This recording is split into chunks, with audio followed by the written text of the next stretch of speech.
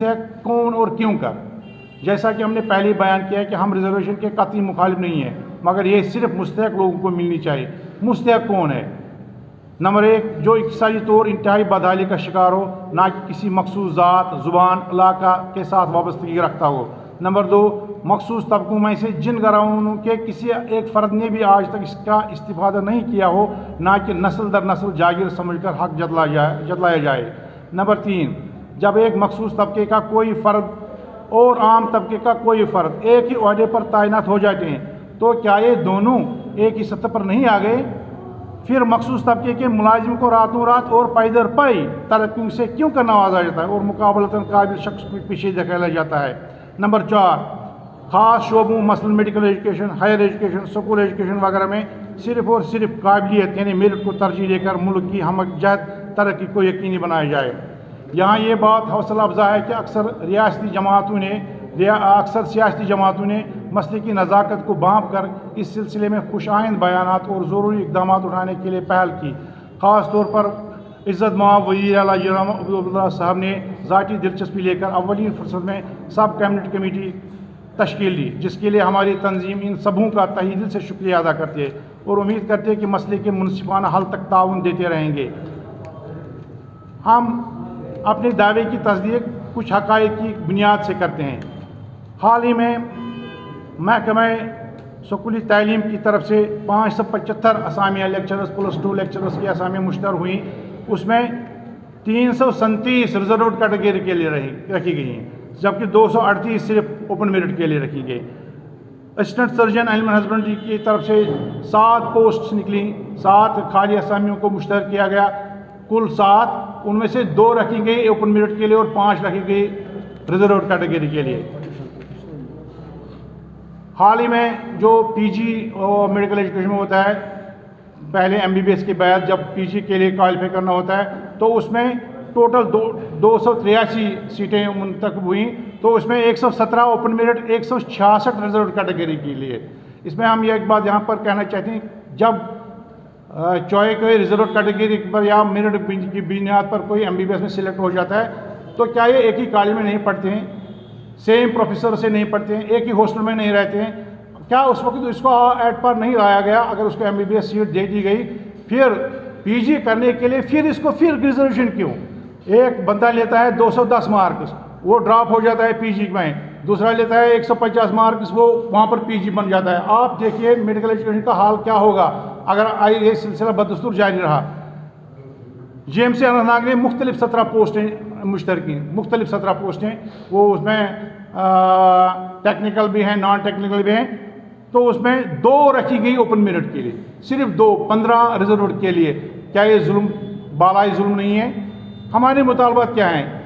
हम तमाम सियासी जमातों से मुअद्दिबाना गुजारिश है कि वो मसले पर सियासी मफादात को बालाई ताक रख कर अक्सरी तबकों को मेरिट की बुनियाद पर इंसाफ दिलवाने के लिए एकजुट हो जाएँ। हम दिल की अमीर गहराई से हम सभी सियासी जो लीडरान हैं उनसे गुजारिश करते हैं कि इस मसले पर सियासत ना करें, बल्कि जो तबका इसका खुमियाजा भुगत रहा है उस तबके की आवाज़ को मौसर तरीके में लेकर इनका सजवाब करने के लिए कोशिश करें, सियासी फ़ायदा उठाने की कोशिश ना की जाए। नंबर 2, तरक्की में रिजर्वेशन को एकदम कलअदम करा दिया जाए, क्योंकि जब 2 लोग लगते हैं नौकरी पर, एक जनरल ज़ुमरे से आता है और दूसरा किसी मखसूस ज़ुमरे से आता है, उस वक्त उसको माली तौर पर बिल्कुल मुस्तहकम किया जाता है, इस्तेकाम बख्शा जाता है। अब उसको रातों रात फिर तरक्की देकर बहुत आगे ले जाया जाता है, और जो ख़ास इसमें इस जनरल कैटेगरी वेलफेयर से फॉल करता है उसको पीछे धकेला दिया जाता है। ये तो बिल्कुल सरासर नाइंसाफ़ी है। हम चाहते हैं कि तरक्की में रिजर्वेशन को एकदम कलअदम करा दिया जाएगा। नंबर 3, ताज़ा तरीन मकदूमा शुमारी करके मुख्तलिफ तबकों की शरई आबादी का तयन किया जाए। मैं आपको इसके लिए उम्मीद साहब से गुजारिश करूँगा, वो आपको ये डाटा पेश करें। जो 2011 की जो सेंसस है उसके मुताबिक जम्मू कश्मीर में 69.3% जनरल कैटेगरी में फ़ाल करते हैं, 69.3% जनरल कैटेगरी में फ़ाल करते हैं। और आज की जो रिजर्वेशन पॉलिसी है वो 70% देती है 30% को और 30% को देती है 70%। और सितम वाला सितम यह है कि वो 30% जो ओपन के लिए है वो सबों के लिए ओपन है। अगर इस रिजर्व कैटेगरी में से कोई भी बंदा क्वालिफाई करता है, वो ज़्यादा मार्क्स लेता है, तो वो ओपन में शरीक है। वो ओपन सबों के लिए है और जो रिजर्व है वो रिजर्व वालों के लिए है। पसमानदा इलाका जात की निशानदेही आज से नव की जाए। जो लोग माली तौर कमज़ोर हैं उनकी माली मुआवनत बिला लिहाज किसी ज़ात पात ज़ुबान इलाका वाबस्तगी के की जाए। ओपन मेरिट कोटा में मखसूस तबकों को शरीक न किया जाए।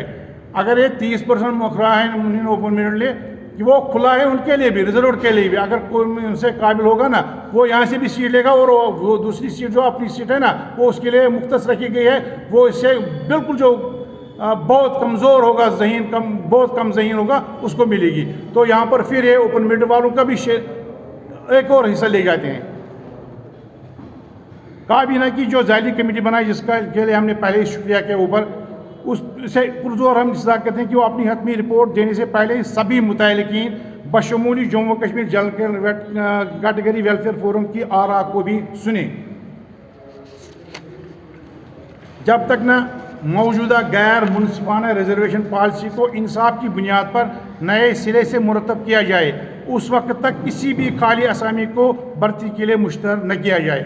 क्योंकि अगर ये मुश्तहर करते गए और उनको पुर करते गए, फिर ये रिजर्वेशन पॉलिसी पर कब नए सिरे से गौर करेंगे, उसको कब अपन में लाएंगे, उस वक्त तक सारी असामियाँ जो है वो पूरी की जा चुकी होगी।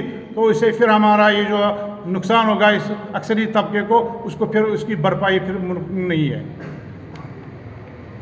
नंबर 7, सब कमेटी के मेंबरान से मुज़ाहिर और पुरजोर गुजारिश है कि वो मियाद